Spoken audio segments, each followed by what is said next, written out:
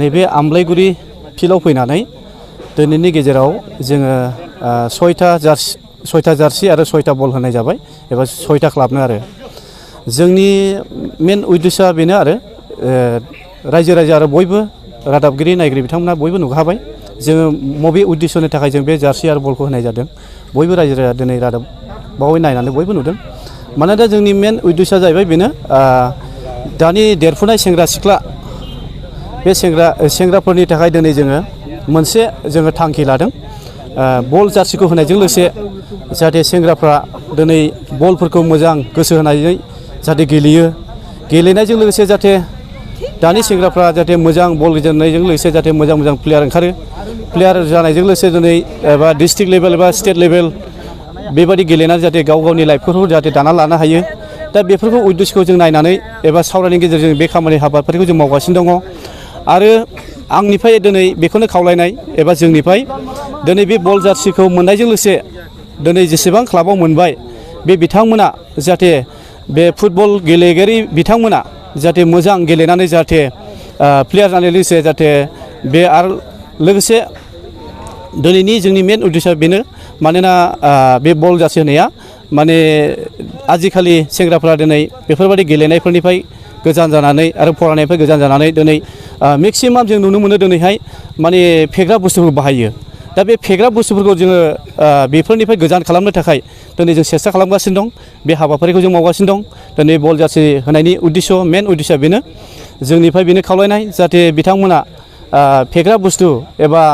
बे लोंग्रा बुस्थुफोरखौहाय जाहाथे जाग्रा बुस्थुफोरखौ जाहाथे निसा आरो ड्राग्सफोरखौ जाहाथे बाहाया जाहाथे दिनै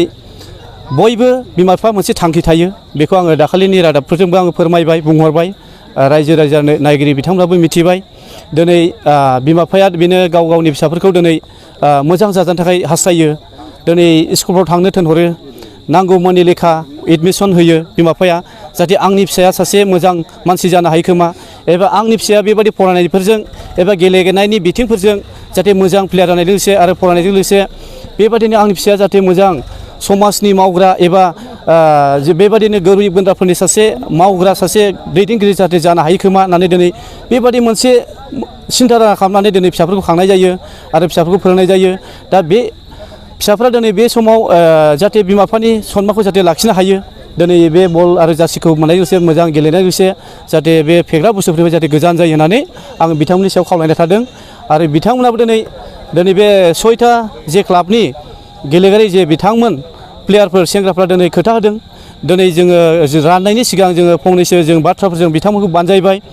बे बानजायनायजों लोगोसे जोंनि जे बिथां जोंनि फ्रान्टिस्टप बिथां जोंनिनो इउ पिपिएलनि सेन्ट्रेल इउथ जेनेरेल सेक्रेटारि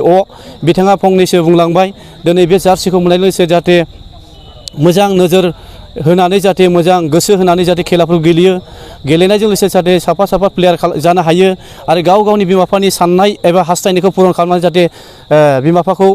सनमान एबा लाखिनो हायो बेफोरनि बिथिंखौ लानानै गोदै बिथाङा दहाय फंथामसो जुदि बानजायलांबाय बुजायलांबाय आरो निस्सय बिथांमोनाबो खोथा होदों दिनै बे 6टा क्लाबनि जे सेंग्राफोर बिसोर बिथांमोना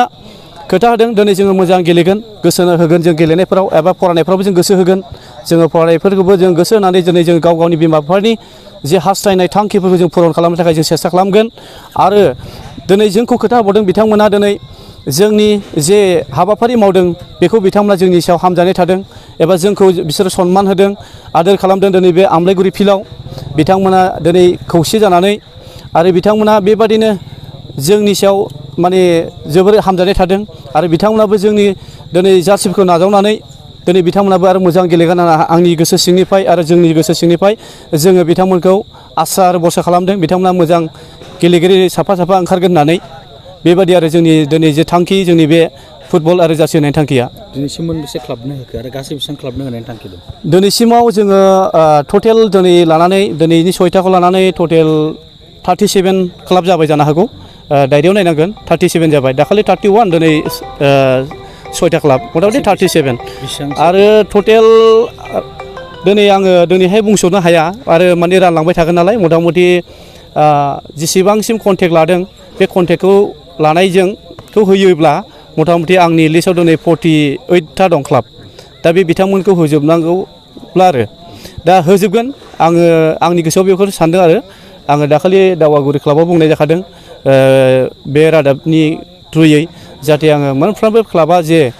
सेंग्राफ्रा आंनाव कन्टेक्ट लादों बे बिथांमोनखौ आङो मालाबा दुखु खालामहोआ मानोना बयनोबो होनाय जागोन दिनैहाय आं रोखा बुंहरनाय जाबाय आरो बिथांमोना जे मोनथ'वाखै बिथांमोना दुखु जानो नाङा आं दिनै बे रादाबनि थ्रुयै आं बिथांमोनाव खावलायहरनाय थाबाय जाहाथे आरो बिथांमोना दुखु मोननानै थानो नाङा जाहाथे जे कन्टेक्ट लादों साफ्रोमबो मोनफ्रोमबो क्लाबाव आं होनाय जागोन आरो নমস্কাৰ আজি আমি এই আমলাইগুৰি প্লেগ্ৰাউণ্ডত উপস্থিত হৈ কিনে খুবেই ভাল লাগিছে কিয়নো আজি 6টা আমাৰ এই লোকাল ক্লাবক আমি জাৰ্চি আৰু ফুটবল বিতৰণ কৰিছোঁ আগত আমি মোটামুটি 30টা ক্লাবত আমি অলৰেডি বিতৰণ কৰা হৈ গৈছে আজি 6টা টিমক আমি জাৰ্চি আৰু ফুটবল বিতৰণ কৰিছোঁ আমাৰ প্ৰমোদ বড়োৰ নেতৃত্বত এইবিলাক কামটো আমি কৰিবৰ কাৰণে সক্ষম হৈছোঁ যেনেকৈ ইউথৰ ফালৰ পৰা আমি ইয়াত উপস্থিত হৈছোঁ আমাৰ প্ৰমোদ বড়োৰ হত ইচ্ছা আছে যে আমাৰ ল'ৰা ছোৱালীৰ ভৱিষ্যতটো আগুৱাই যাওক আৰু খেলৰ প্ৰতি মানে অলপ ইণ্টাৰেষ্টটো বাঢ়ক এইকাৰণে বিভিন্ন জায়গাত আপোনালোকে 2 দিন আগত আপোনালোকে চালে যে বাক্সা ডিষ্ট্ৰিক্টতো আমাৰ CM আহিছিল এখন ডাঙৰ ষ্টেডিয়ামটো উদ্বোধন কৰিলে ফিতাখন কাটিলে যাতে তাতে এখন মানে ডাঙৰ ষ্টেডিয়াম হওক য'ত ল'ৰা ছোৱালীয়ে মানে পাৰ্টিচিপেট কৰিব পাৰিব খেলৰ প্ৰতি ঠিক তেনেকৈ আমি ইয়াতো আমি অলপ মানে জোৰ দি আছোঁ যাতে ল'ৰা ছোৱালী আমাৰ এই অঞ্চলৰ ল'ৰা ছোৱালী মানে ফুটবল প্ৰতি আকৰ্ষণ হওক যাতে নিচা জাতীয় মানে মদ ভাং গাঞ্জাত নাযায় শিক্ষা দীক্ষাত অলপ আগবাঢ়ে আৰু খেলৰ প্ৰতি অলপ আকৰ্ষণ হৈ কিনি ফুটবলটো মানে প্ৰেক্টিছ কৰি কিনি ভাল এটা নেশ্যনেল প্লেয়াৰ হওক ডিষ্ট্ৰিক্ট প্লেয়াৰ হওক বা ষ্টেট প্লেয়াৰ হওক বুলি আমি আশা ৰাখি কিনি আজি 6টা টিমক আমি জাৰ্চি বিতৰণ কৰিলোঁ